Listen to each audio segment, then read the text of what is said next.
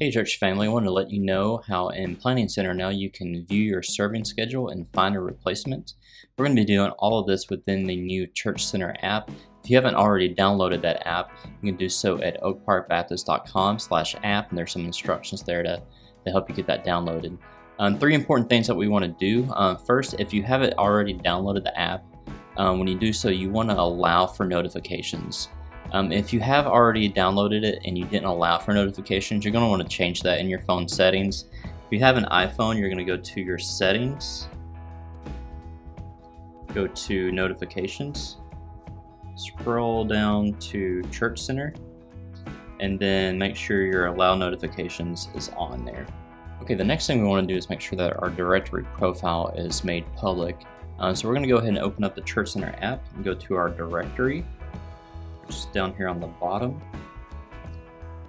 So if it is public, then down on the lower right hand corner you will not see any kind of box asking you to make it public. If you haven't already made it public, then you will see a box down there above directory and above the more tab that will ask you to make that public. So you're going to want to go ahead and do that. This will again be important for later. Then the third thing we want to do is update our personal information. So go up to the top right hand corner, click on the picture that you've got there or just wherever it has your initials. First thing you want to do is you can go down to My Directory Settings, and right here you can update all your settings that you would want people to see in the directory. So you can do that for yourself here. You can also do that for anyone in your household. Second thing you want to do is go up and click on your name there at the top, and here you can update all your personal information, your phone number, your email address, your address, your gender, your birth date, marital status, your anniversary, all that kind of good stuff there. Go ahead and update that if you haven't lately. Okay, so now we're ready to view our schedule. You can do that from the home screen. Down the very last tab is My Serving Schedule. As you can see here, this is my serving schedule. So what I can do is I can click on any of these dates and get a little more information. The times so this is for our worship team, so we've got rehearsal times in here. We've also got the service times. I can also go up here to the three dots in the top right hand corner. I could decline this if I wanted to, but I'm not going to. Up here, the top right hand corner again, when you look at my schedule, if you click those three dots again, you've got an option to add blackout dates in.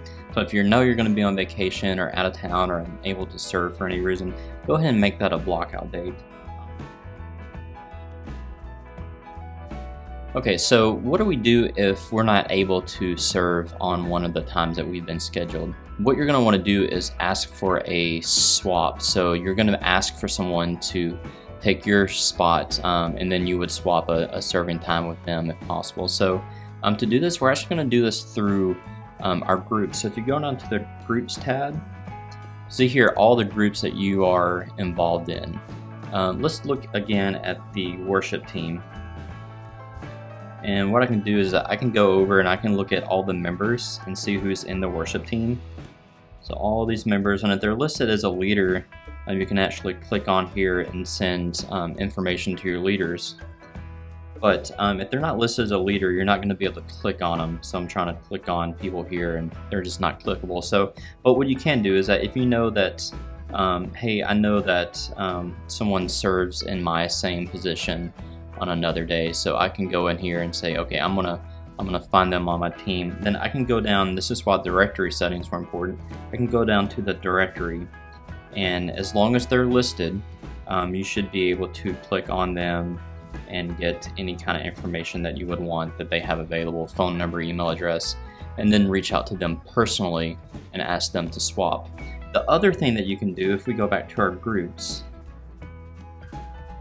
is that you can send a message to all of the members in your group. And this is why the push notifications is important. If you have that on, it'll automatically let you know when someone sent a message asking for a swap or for anything else. So you can do that here within the worship team. Let me go back and show you what that looks like. So if we click on the welcome team, you can actually see where somebody has in the past asked for coverage for this was the side door for a day.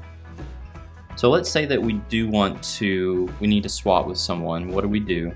Like I said, you're going to go in. Let's go up to extended care. You're going to look at messages. You're going to click new. Then in the title, what you're going to want to put here is the position that you're in and the date that you're looking to switch for. So, for example, maybe it's 2-year-olds for March 7th, or the front door if you're on the hospitality team for March 1st. And then down in the message, you can type something like, can someone swap for me for March 1st for the front door or for the nursery? I can serve any other week for you, or whatever the case may be, but just put a short message there. Again, always feel free to let your scheduler know if you can't find someone. And if you do find someone to swap with you, go ahead and let your scheduler know as well, so that they'll know who's going to be there what days. Again, if this is a last minute emergency and you're not able to go through these steps, just let your team leader know, and we can send a message out for you and try to find you a replacement. Thanks. If you have any other questions, feel free to contact the church office and we'll do our best to help.